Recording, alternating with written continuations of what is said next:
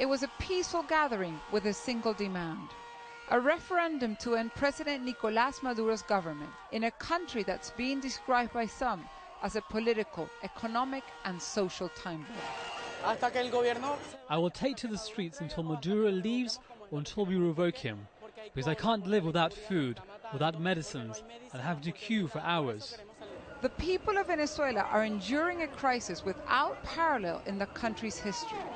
The collapse in energy prices and economic mismanagement have left it with the highest inflation rate in the world, and crime figures that make it one of the most dangerous places to live in.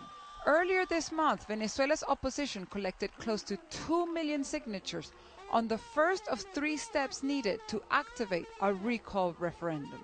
The National Electoral Council has said thousands of these signatures are invalid, but the opposition counters that it's biased towards the government and accused it of delaying the process. For some here, the delays are a clear sign that the government is bordering on becoming an authoritarian one.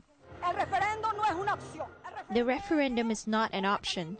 It's an emergency measure. If the government refuses to hold it, it will have declared itself a dictatorship. We want to end this regime because this is a regime, not a government. However, only a few hundred people gathered at Wednesday's political rally. Opposition leaders say there's a practical reason for this. There are rallies being held across the country, but we know that the majority of Venezuelans are now standing in lines to find food, medicines and the most basic of goods that have vanished. Not because of an economic war, but because of a system that a corrupt political elite has imposed. The lines for food are long. What's not clear is just how patient the country's people will remain, with the demands for change growing louder. Virginia Lopez, Al Jazeera, Caracas.